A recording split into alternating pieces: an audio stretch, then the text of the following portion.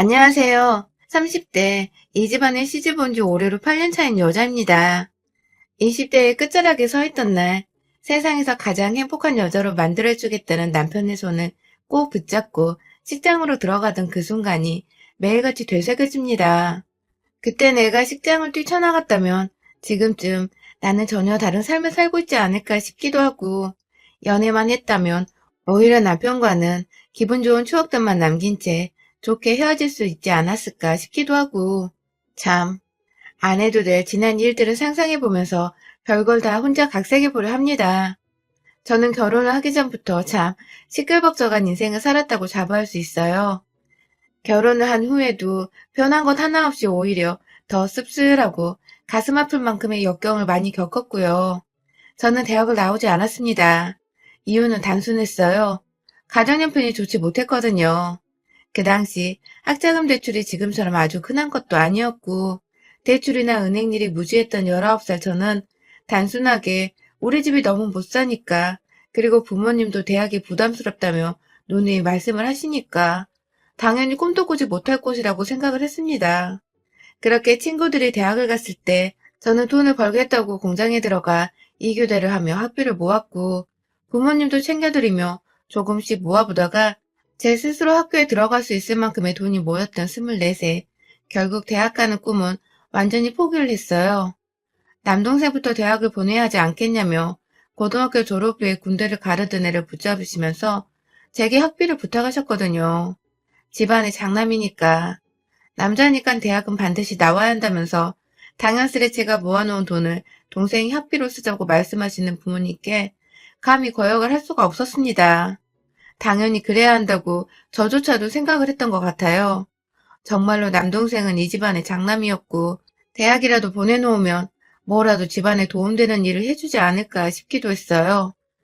하지만 그렇게 20살부터 누나가 피땀 흘려 모아온 돈으로 대학을 간 남동생은 3학년이 되었을 때 사고를 쳐서는 같은 학교 캠퍼스 내 여자애를 임신시켰고, 그 바람에 학교도 휴학을 하고 돈을 벌겠다고 사회를 뛰어들었고, 그렇게 나온 대학을 결국 애가 태어나면서 복학도 못한 채 군대부터 후다닥 다녀오겠다고 급기야 중퇴를 해버리고 말았습니다. 정말 남동생이 생각지도 못했던 방향으로 흘러가는 인생에 제가 다 실망과 울분을 토해내야 했고, 왜인지 내리막길로 가는 남동생의 인생을 따라 제 인생조차 완전히 흙구덩이에 파묻히는 듯한 심정이었습니다. 기껏 내가 번 돈으로 대학을 보내놨더니 한다는 짓이 참 화도 안 나고 너무 울어서 나중에 눈물조차 메말라 버렸죠. 결국 남동생이 자퇴하고 군대 들어가던 날 저한테 지 여자친구랑 얘까지 맡겨놓고 가버린 바람에 저는 졸지에 한가정의 가장이 되어 버는 돈을 또 족족 조카를 키우는데 보태 써야 했고, 나중에 남동생이 부양가족 문제로 일찍 조기 제대를 했음에도 이미 제가 벌어다주는 돈에 너무나도 익숙해진 동생은 너무나도 당연하게 제게 아이를 부탁한 지 어디서 돈을 버는지 집은 들어오지 않고 매번 밖에서 겉돌았죠.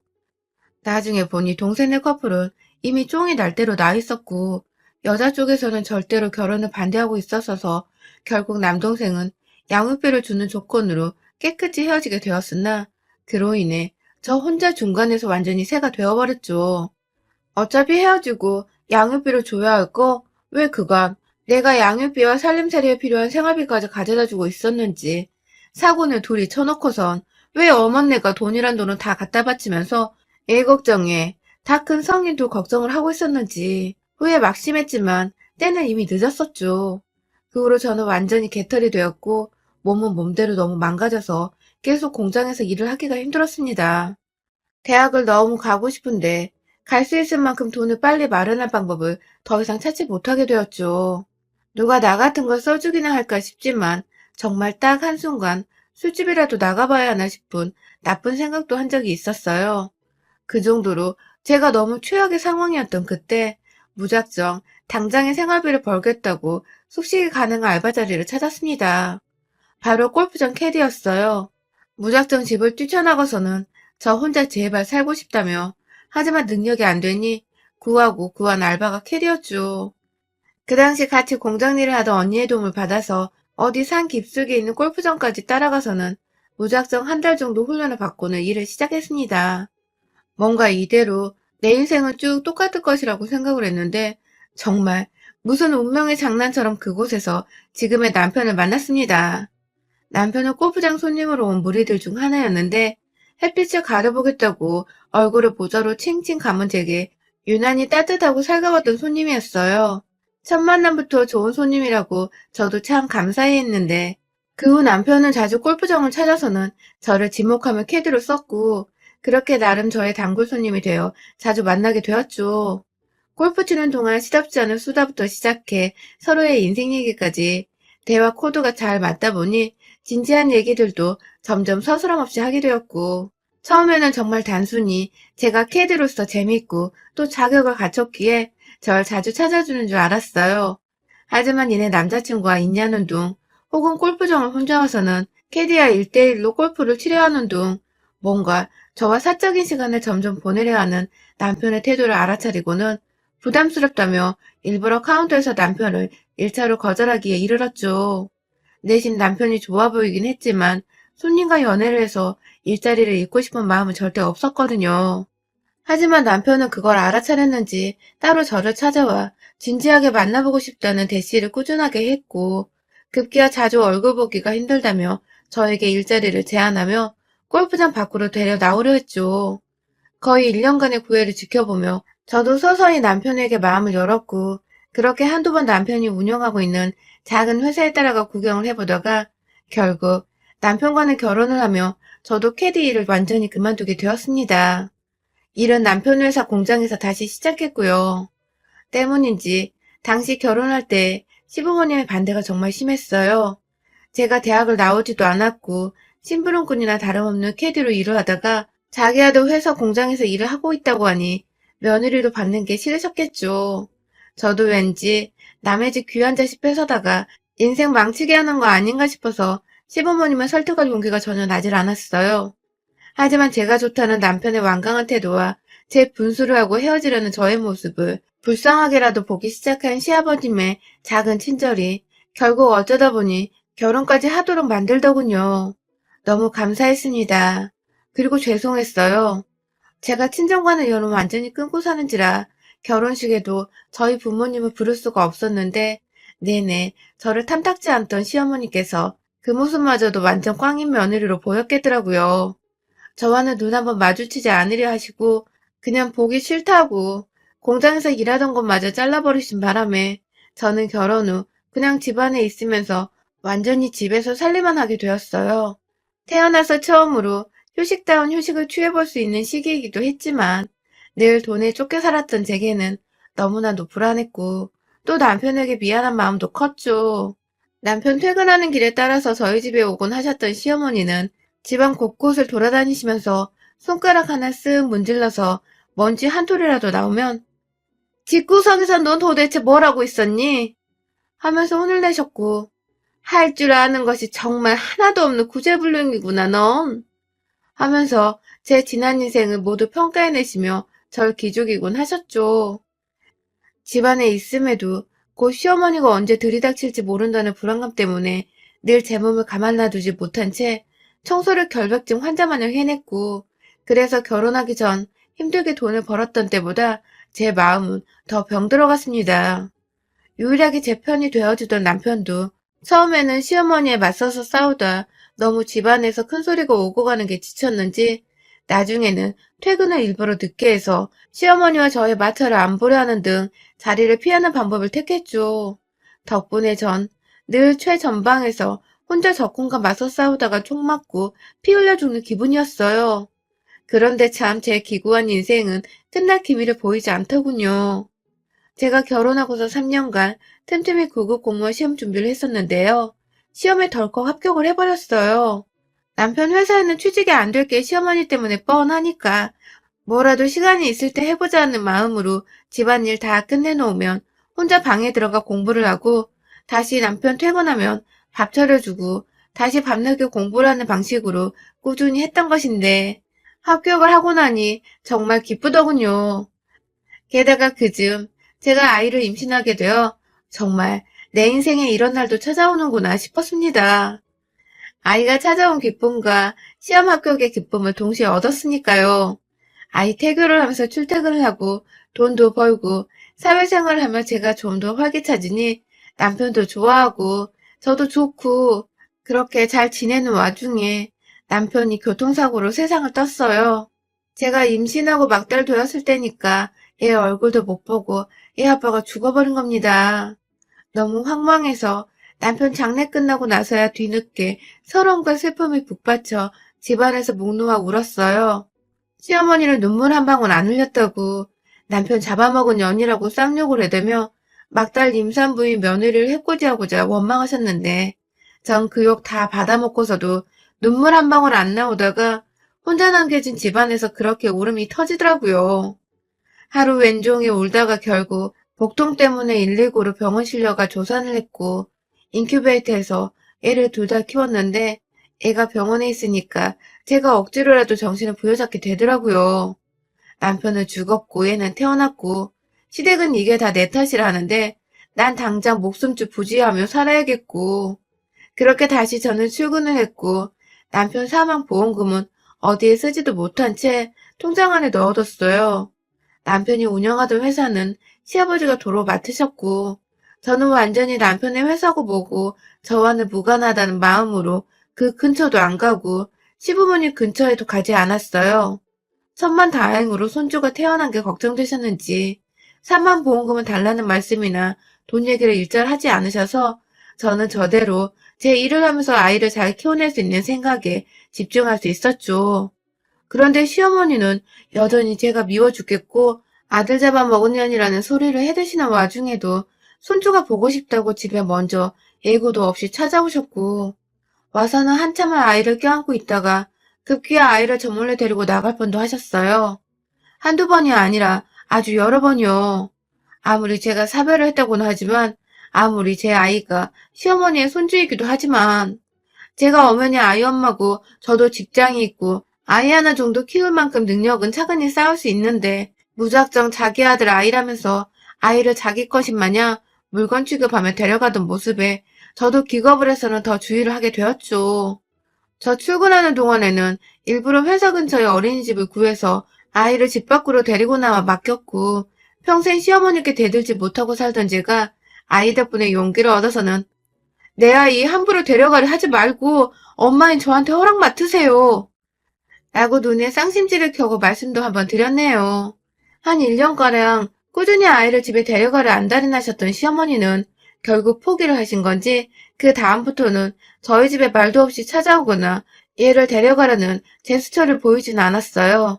옆에서 시아버지께서도 제가 일 다니며 아이를 열심히 키워내는 모습을 기특하셨는지 먼저 시어머니께 태도 똑바로 하라고 제 앞에서 혼도 한번 내주셔서 그 후론 시어머니도 소식이 거의 끊기다시피 했죠. 그러다가 얘가 3살 정도 된 해부터 시어머니는 시댁으로 저희 모자를 초대하셨죠. 처음 손주와 밥 먹고 싶다고 초대를 하셔서는 그 후로는 1년에 적어도 2~3번 정도는 아이가 보고 싶다고 저까지 자주 집으로 불러주셨어요. 어때 따뜻한 밥도 차려주시고 아이한테 용돈도 쥐어주시니 저도 감사하더라고요.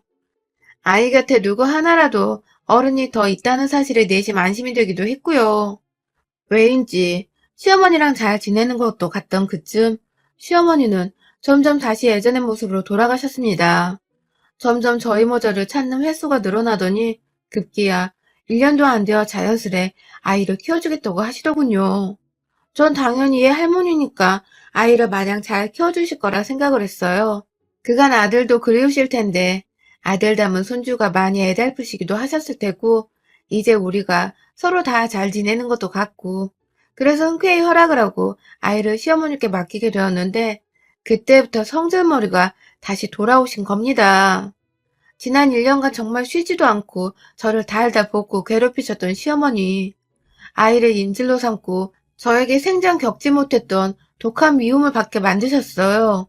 아이를 데리고 자고 싶으니 오늘은 그냥 집으로 곧장 퇴근하라고 말하시는 건 거의 일상이었고 얘가 말을 제대로 못하는 것 같다면서 화를 내시며 중간중간 회사에 있는 제가 전화를 못 받으니 문자로 거의 테러하다시피 다다다다 보내신 적도 있었고요.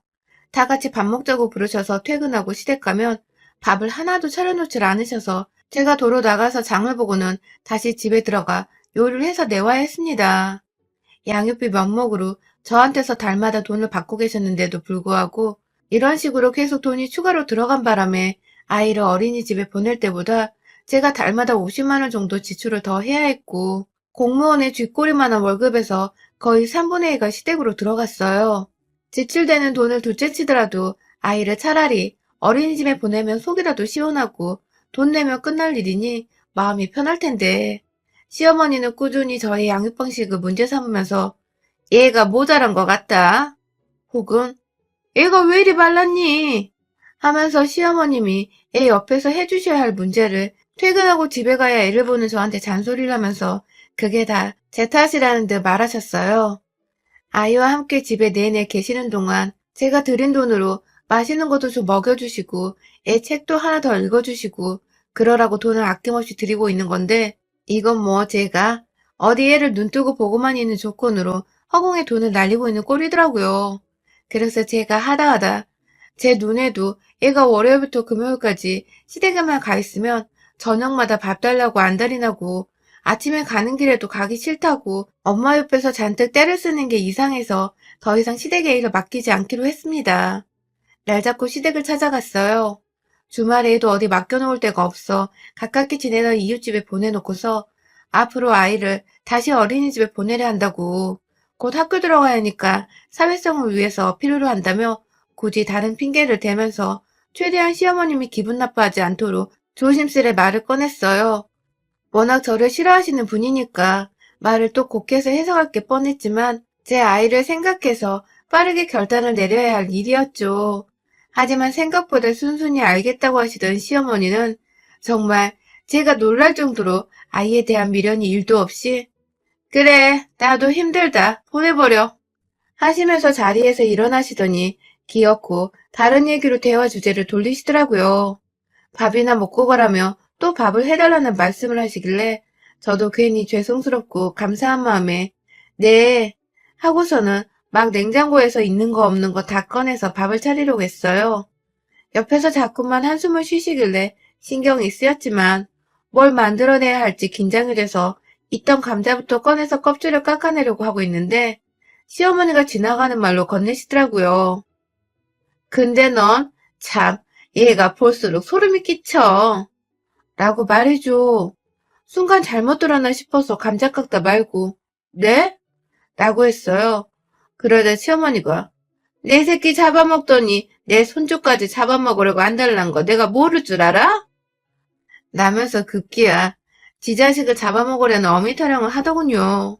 갑자기 죽은 남편 얘기는 슬프게 왜 꺼내는 것이며 엄마가 애 데리고 유치원 보내겠다는데 무슨 구미호 마냥 얄밉다고 쳐다보는데 진짜 억울한 건 말도 못하겠고 너무 서글픈 겁니다.